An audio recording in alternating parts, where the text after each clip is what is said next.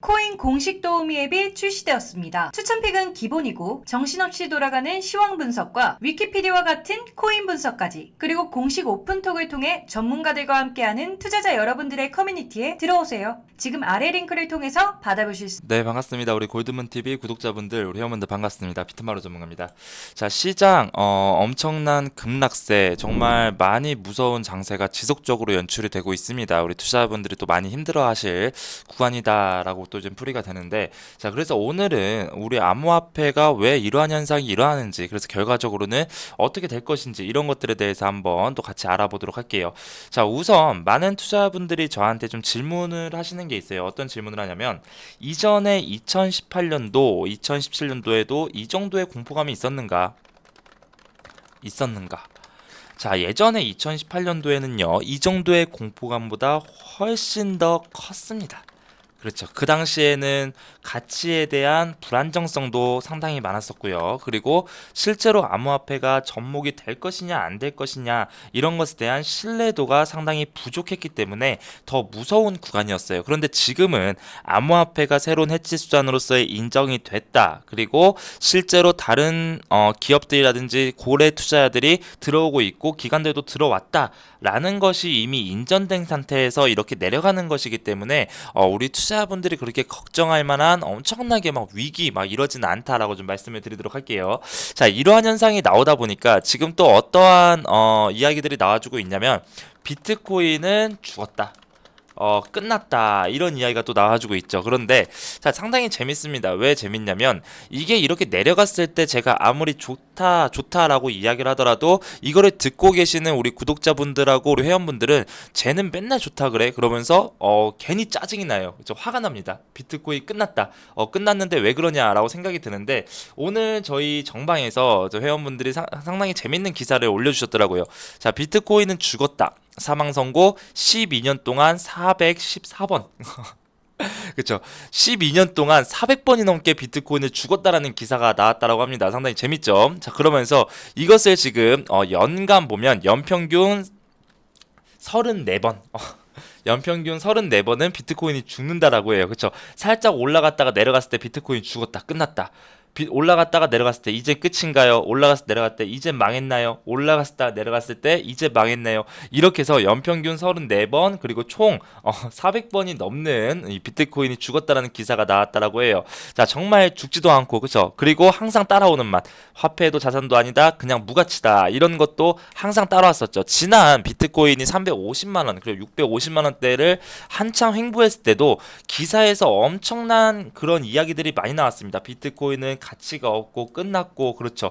여기서 비트코인은 이젠 결국은 영원에 수렴할 것이다 라는 이야기가 나왔는데, 그게 한참 뒤에 올라가서 지금 4천만 원입니다. 우리 비트코인이 올라가기 시작하면서 4천만 원일 때 한번 볼까요? 올라가기 시작하면서 4천만 원이 돌파가 됐을 때, 요 당시입니다. 요 당시에 뭐라 그랬어요? 우리 투자자분들, 비트코인 최고다, 그쵸, 비트코인은 가치가 짱이다, 이렇게 이야기를 했었는데, 지금 요 가격을 그대로 내려왔는데 지금은 비트코인의 가치가 없다. 이거는 우리 비트코인이 문제가 아니라 투자하는 사람들의 문제인 거고, 이것을 이용한 기관 투자자들 또는 이런 기자들이 문제다라고 좀 말씀을 드리도록 할게요. 자, 그렇다면 그냥 올라가면 좋은데 결과적으로 왜 이렇게 무섭게 반토막이 나면서까지 무섭게 올라가냐, 이런 것들에 대해서 한번 알아보도록 할 건데, 자, 우선 첫 번째는요, 절대로 기관 투자들은 개인 투자들을 데려가지 않습니다. 당연하죠. 지금 현재 그 비트코인 악재로서 띄우고 있는 이슈가 뭐가 있어요? 첫 번째가 중국이 비트코인 채굴을 중지한다, 채굴을 금지하겠다라고 이야기를 했는데, 자, 이것도 중국은요, 지금 현재 CBDC 테스트라고 있어요. 진행하고 있고, 자, 이렇게 하게 되면, 만약에 비트코인 채굴 금지다라고 이야기를 하게 되면 위안화로 표기되는 비트코인의 가격이 더욱더 올라가게 됩니다. 당연히 프리미엄 때문에. 그래서 그런 것들을 위한 하나의 정치적인 방법이다라고 생각하시면 될 것 같고, 자, 이거를 보면 비트코인은요, 한정적이기 때문에 올라가는 겁니다.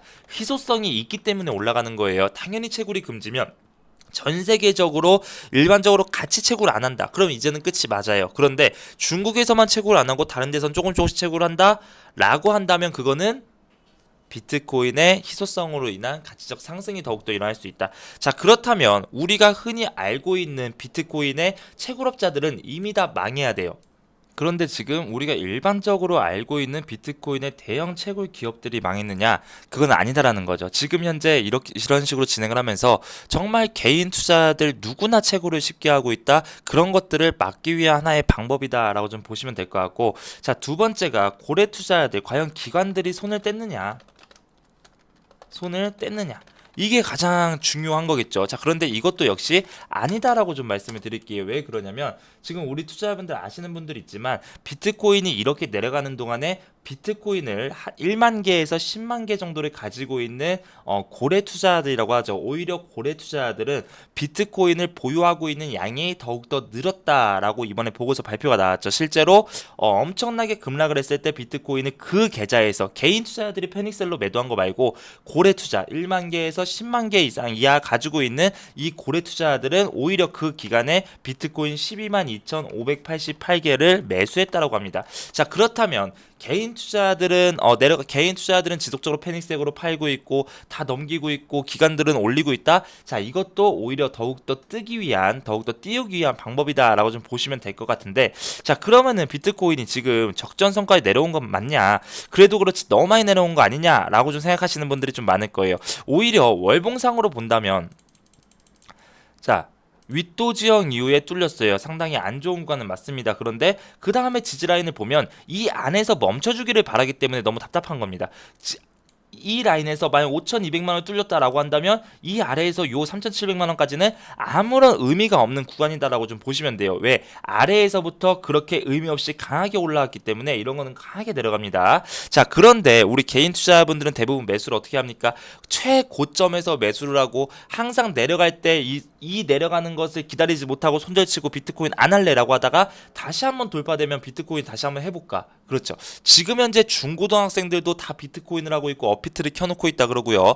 그리고 정말 암호화폐를 하나도 모르는 사람들이 이름이 이뻐서 이거 매수했어요. 그런데 수익 봤어요. 암호화폐 개꿀이네? 라고 이야기하는 투자자들이 많아진다라는 거는 당연히 그 사람들을 털고 가야 될 의미가 있다. 이렇게 좀 말씀을 드리도록 할게요. 자, 그러면은 우리가 알고 있는 지금 이런 악재들의 기사 말고 실질적으로 어떻게 돌아가고 있냐? 자, 골드만스탁은요. 오히려 지금 이 시국에 암호화폐를 이용한 파생 펀드 상품을 더욱더 진출하게, 더욱더 만들겠다라고 이야기를 했고요. 그렇죠. 그리고 방금 전에 말씀드렸던 것처럼 기관 투자자들 그리고 고래 투자자들은 오히려 비트코인을 다 사고 있고요. 그리고 현재 가장 우리가 불안에 떨고 있는 중국의 채굴 금지 관련해서 후오비 거래소에서도 채굴을 모든 서비스를 중단한다 이런 뉴스가 나왔는데, 자, 이것도 오늘 기사가 나왔죠. 후오비에서 뭐라고 나왔죠? 입출금 중단 사실 아니다. 이러한 루머 유포자에게 대한 법적 책임을 묻겠다라고 이야기를 했어요. 이렇게 할 때 우리 투자분들은 확실하게 매도세, 그러니까 투자분들에 대한 매도세, 패닉세를 유발시키기 위해서 이럴 때는 안 좋은 기사들만 계속 쏟아 나온다라고 좀 말씀을 드릴 거고요. 저는 우리 투자분들에게 이렇게 인터넷으로 뭐 갑니다, 좋습니다라고 해서 남는 게 없어요. 그런데 다만 2018년도, 2019년도에도 우리 투자분들이 다 힘들다라고 할 때 그때도 저는 유튜브를 진행을 했고 TV 방송에 나왔죠. 그 당시에도 마찬가지였어요. 비트코인 안 죽어요. 비트코인이 지금 막 가치가 올라가고 실제로 지금 코로나에 대한 이슈가 끝나지도 않고 지금 비트코인이 뭐 아직 인플레이션 나오지도 않고 경제가 좋아지지도 않았는데 해지 수단의 비트코인이 지금 죽지 않습니다 라고 이야기를 해도 어차피 우리 투자분들은 힘들어 할 거고 매도할 거예요. 실제로 2018년도에 제가 그걸 말씀드렸죠. 유튜브에서 비트코인이 1,000만 원이 되었습니다. 1,000만 원 부근에서 이제는 마이크로 스트래티지 그리고 테슬라가 들어오기 때문에 페이팔이 들어오기 때문에 비트코인을 매수해야 한다. 그때 우리 유튜브 댓글 뭐라고 달았죠? 너나 사 이 새끼야. 맞죠? 자, 그래놓고 비트코인 7천만 원까지 가니까 그때 뒤늦게 사놓고 지금 4,200만 원에서 비트코인은 죽는다라고 하는 투자자분들은 투자에 대한 자격이 없는 분들이기 때문에 그런 분들의 말을 믿지 마시고 지금 현재 인플레이션 전체적인 시장이 좋지 않고 결과적으로는 고래 투자자들의 매집이 끝나고 다시 한 번 더 올릴 수 있다. 그렇다면 우리 투자자분들은 지금 현재 너무 고점에서 매수하는 게 아니라 지금 현재 지켜보고 계시다가 맥점을 잡아서 조금씩 매수를 진행을 하셔야 되고, 내가 지금 고점에서 매수해서 너무 힘들고 있다라고 하시는 분들 분들은 이제는 앞으로는 그러지 않기 위해서 투자에 대한 방법을 계속 바꿔야 된다라고 말씀을 드리도록 할게요. 그럼 방법 바꾸는 거는 제가 매주 무료 온라인 공개 방송에서 방송을 해드립니다. 그렇기 때문에 제발 답답하신 분들은 그냥 울고만 계시지 마시고 무엇인가 배우시든가 아니면 맥점을 바꾸시든가 해서 조금 성공할 수 있는 투자분들로 좀 바뀌셨으면 좋겠다라고 말씀드리면서 오늘 영상은 여기서 마무리하도록 할게요. 저희는 이번 주에도 마찬가지로 무료 온라인 공개 방송에 찾아뵙도록 할 테니까 이 영상 아래 카카오톡 링크에 들어오셔가지고 좀 많이 문의하시고, 그리고 우리 투자자분들 아직 비트코인 끝난 거 아니니까 걱정하지 마시고 좀 편안하게 계시면 될 것 같습니다. 자, 고생하셨고요. 저희는 다음 시간에 다시 뵙도록 하겠습니다. 감사합니다.